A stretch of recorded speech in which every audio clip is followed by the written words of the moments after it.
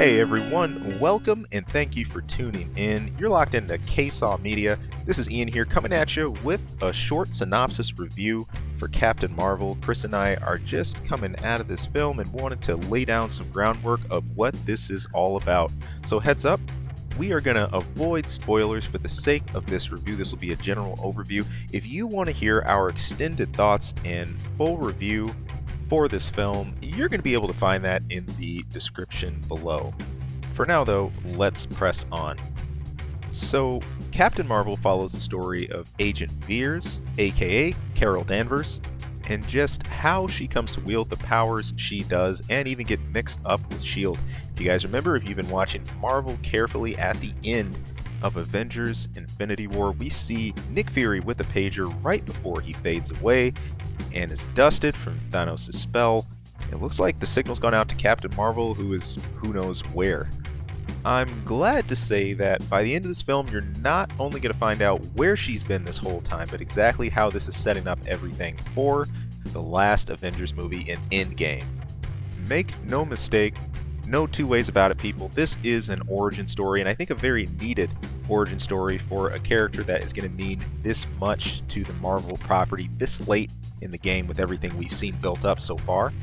Besides re-establishing the importance of S.H.I.E.L.D. and all the extraterrestrial threats that they were dealing with even back in the 90s, we get a look into some races that haven't even been a part of the MCU to this point, who were very, very much operating behind the scenes and could definitely be important as we transition into the next phase for Marvel.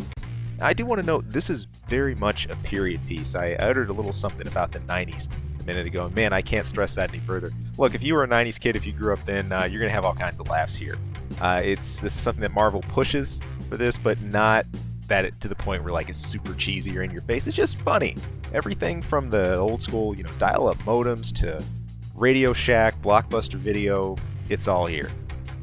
This all ends up setting a pretty solid stage for just a comparison of the kind of technology Carol Danvers has access to and then what the Earth is dealing with at the time. It's pretty stark, and it's pretty night and day as far as what the capabilities of each side are and where things are hailing from at that point. So that's really cool, and I thought that was really fun to see. I also want to note that the young Nick Fury was a lot of fun, really cool to see a lot of the screenplay here, good moments.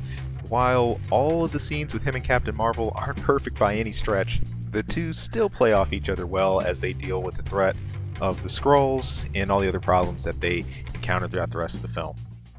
Before their relationship can really develop though, Carol Danvers has to go through a lot of challenges herself, especially with regards to reconciling her past and also reconciling her Kree heritage.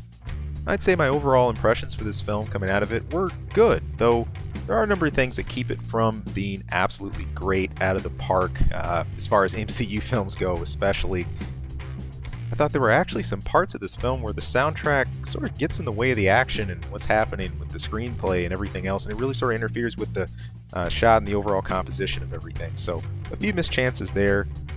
Even though Captain Marvel herself feels a little less organic than Wonder Woman, I still think Brie Larson delivers the part very well. Also, there's some intentionality to how serious a character she actually is, considering her background that we're given in this film and sort of almost the feel of like a special forces agent, if you will. But for what she's done, for the role itself, for what's given, I thought it fit very well. It was not awkward in any way, and it worked very well.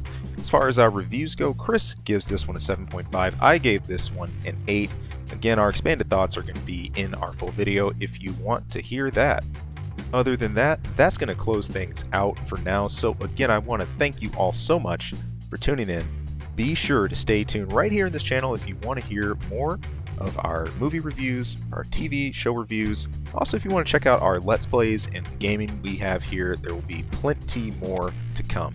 The likes, the subs, all that helps us. It goes a really long way into keeping us doing what we do. So I hope you guys consider that. Thanks so much. Take it easy. Have a good one.